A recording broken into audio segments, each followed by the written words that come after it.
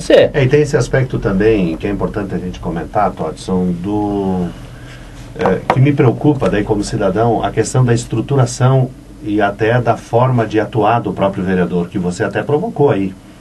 O jeito de conduzir o processo que o vereador pode ter, mas inevitavelmente tu passa por uma estrutura, né? No trabalho da gente, a gente sabe que tem que ter uma estrutura. Em qualquer atividade, né, a gente tem que ter uma estrutura. De que jeito que também um vereador vai trabalhar de forma mais ampliada, mais detalhada, mais democrática, inclusive, se não tem um mínimo de estrutura, né? Não tem nenhuma sala, não tem nenhuma mesa para sentar. Fica complicado também. Precisamos avaliar isso. 19 graus é a temperatura. Estou conversando com o vereador Todson Marcelo Andrade. Ele é o presidente da Câmara de Carlos Barbosa. Os municípios estão definindo o número de vereadores para a próxima legislatura.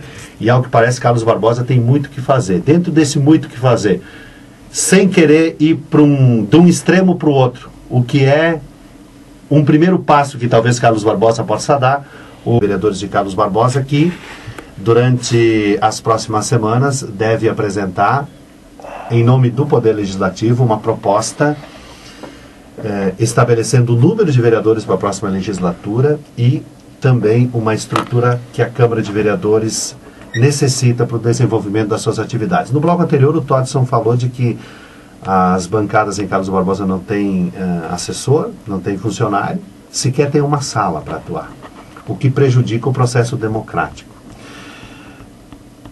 O Todson citou que não se pode ser extremista, né? Não pode ir lá para o tudo e também não se pode ficar sem nada. Daí eu tenho que te perguntar, no meio aqui, Todson, o que é o meio termo disso, hein? Eu vou concluir, acho que aí eu já finalizo dizendo qual é a posição que eu entendo ser mais coerente para o município de Carlos Barbosa, e eu vou estar propondo isso lá quanto presidente, né? Levando em consideração a minha opinião.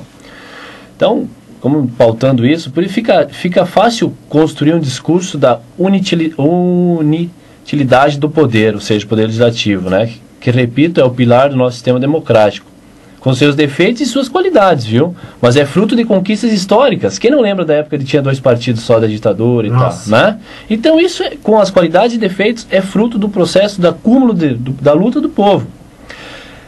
A democracia, Tiqueleiro e ouvintes, ela tem um preço. Ou a gente paga esse preço e tenta aperfeiçoar para acabar com a corrupção, né? Utilizando os instrumentos de fiscalização, que inclusive o vereador é um deles, né? Ministério Público, o Tribunal de Contas, esses são os instrumentos, a mídia coerente, sensata, não aquela que inventa história, né? Cria né? Acaba com a moral de uma pessoa e depois lá no finalzinho ela diz, pô, erramos. Fazem várias notícias, capas de jornais e sensacionalistas, acabando com a imagem de um político e depois era mentira, não provou nada e coloca uma notinha, erramos, era equivocado e tal. Não, a gente não quer isso. Então a democracia ela tem um custo. É isso que a gente precisa discutir. A sociedade quer pagar esse custo ou ela prefere estados autoritários ou autocratas, que muitos ainda acreditam, continuam sonhando nesse país. Então é isso, sabe? Tudo tem que ser medido. Ou a gente tem a liberdade, quem viveu o período democrático e na época viveu o período da ditadura sabe o que eu estou falando. Onde que tu pode colocar a tua opinião, onde tu pode, né, discutir, debater, onde não tem uma pessoa 100% certa, ninguém é dono da verdade, mas onde que tu tem liberdade.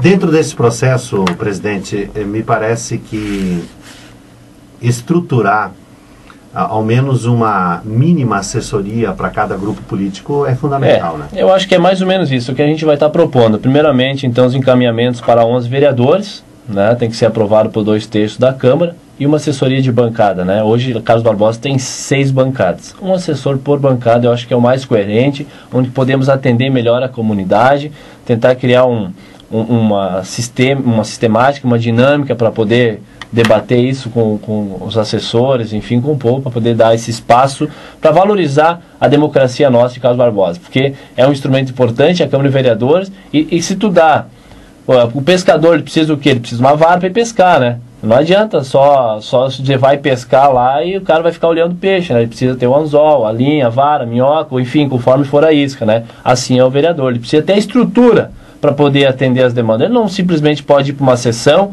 onde que nem teve espaço para discutir, onde que se reúne uma vez por semana. O trabalho do vereador é 24 horas por dia. Ao menos eu faço isso, né? Eu trabalho dia e noite. Ontem mesmo, às 10 da noite, eu estava na rua aí tentando ajudar as pessoas aí, dentro das minhas condições, né? Dentro do que me cabe. Eu não posso virar as costas, ou seja, eu poderia dizer, não vou. Não, peraí, eu sou um vereador, eu tenho que ter esse compromisso com a comunidade. E assim por diante. Então, transcende o nosso dia a dia aí. O vereador é permanente. Você falou de números, eu preciso te questionar sobre custo disso. Vocês avaliaram já o que isso pode custar e dentro daquela realidade de limites também que se tem hoje, vocês gastam 1,5% do orçamento com a despesa não da chegaria Câmara, a 2%. Mais 0,5% no máximo, então? No máximo com os assessores junto. Tá bem. E é um compromisso que ele fica aliado, né, a essa proposta, porque inevitavelmente o que vocês decidirem agora fica como decisão para a próxima legislatura. 2012. Então aqui ninguém está legislando em causa própria, né? Até porque ninguém sabe quem serão os candidatos da próxima eleição, né? Em tese, os vereadores são, mas a gente sabe que nem todo mundo vai e nem todo mundo se reelege também. Mas a gente está legislando justamente para a próxima legislatura. Isso é importante esclarecer para a comunidade. Não vai acontecer amanhã, né? Como muitos lugares aumentaram o salário, não, vai acontecer para a próxima legislatura. E nós vamos fazer um debate coerente, um debate, digamos assim, sóbrio com a nossa Câmara de Vereadores lá. Tá bem. Todson, eu ainda preciso a sua gentileza, agora como líder sindical, nos últimos 3 minutinhos que nós temos, para saber de ti, não sei se tu vai conseguir te virar nos 13 e não nos 30, para falar do dissídio. Há quantas anos do dissídio dos metalúrgicos em Barbosa? Então, mudando então aqui de assunto, a gente... Caxias do Sul ontem assinou o dissídio, né, que teve um reajuste de 9,25 para os metalúrgicos de Caxias do Sul e região, menos Carlos Barbosa. Carlos Barbosa, então, a data de data base é 11 de agosto. Caxias do Sul é 1º de junho. E lá eles fecharam com uma inflação do período de 6,44. E Carlos Barbosa, nossa inflação agora está 6,8. Então, geralmente, o que dá em Caxias vem para Carlos Barbosa com a variação da inflação. Se a inflação for menor, vem um dissídio menor, porque a gente pega o ganho real de Caxias. Se a inflação for maior, colocamos o ganho real lá e é maior para nós em Carlos Barbosa. Então Caxias fechou ontem 9,25. Para nós, Carlos Barbosa, ontem, coincidentemente, nós tivemos a abertura da nossa negociação. Aprovamos a pauta, vamos pedir também os mesmos 14% que Caxias do Sul encaminhou. Esse ano é uma realidade nova, porque Carlos Barbosa é um sindicato independente, mas nós vamos negociar com Caxias do Sul em conjunto ainda, porque nós somos co-irmãos, a gente tem essa responsabilidade, nós somos um sindicato classista, temos uma direção em Carlos Barbosa constituída, onde que tem essa relação com Caxias do Sul nas lutas também. Então nós vamos pedir as mesmos direitos aí que Caxias do Sul tem em conjunto para depois dar os encaminhamentos também. Acredito que esse ano seja um bom dissídio. Finalizando, o porquê e a importância que tem os metalúrgicos, não só de Carlos Barbosa, Garibaldi e região, na economia local.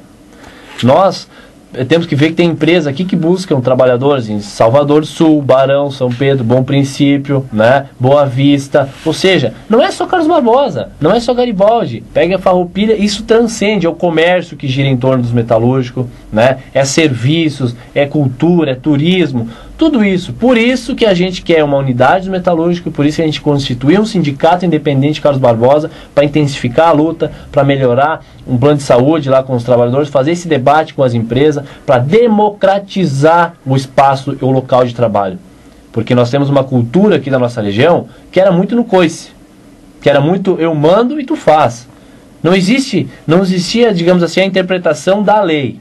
Não quero dizer que é impossível acontecer isso, não. Ou que há má fé nisso, não. A gente quer justamente, bom, eu tenho deveres, o trabalhador tem deveres, tem que trabalhar, produzir e tal, mas eu sou um ser proveniente de direitos. E é isso que a gente vem buscar. É um debate de nível, tentando convencer o patrão de que se há lucro, se há mão de obra mais qualificada do Brasil, segundo o patrão lá, como se diz, o presidente do CIMEX disse para mim que a nossa região tem as melhores mãos de obra do mundo, então que a gente tem um dos melhores salários do mundo também, né? Que sejamos valorizados. A gente quer a nossa parcela, né? Porque ninguém está fazendo caridade, né? A gente quer justamente essa relação. Eu acho que a gente tem condição sim de conquistar um bom dissídio com os trabalhadores metalúrgicos e que isso repercute também em outras categorias. Esse é o nosso compromisso. Tá bem. Quantos mil trabalhadores em Barbosa? Por volta de 5 mil metalúrgicos, né? É muita gente, né? É não muita só de gente. Carlos Barbosa, mas da região. Exato. Todson, obrigado pela tua gentileza. A gente vai voltar a falar sobre esses dois assuntos, né? O dissídio, que então iniciou a conversação ontem, e a questão da definição, né, do número de vereadores aí e da estrutura da Câmara para a próxima legislatura. Esse projeto entra em pauta, acredito, esse mês que vem? Agosto. Provavelmente a gente define isso, Tiquelê. Tá bem. Muito obrigado. Todson Marcelo Andrade. Obrigado, Tiquelê, a oportunidade. Obrigado a todos que estão acompanhando aqui o programa Comando Geral. Sempre é um prazer a gente estar aqui à disposição de vocês. A gente se fala.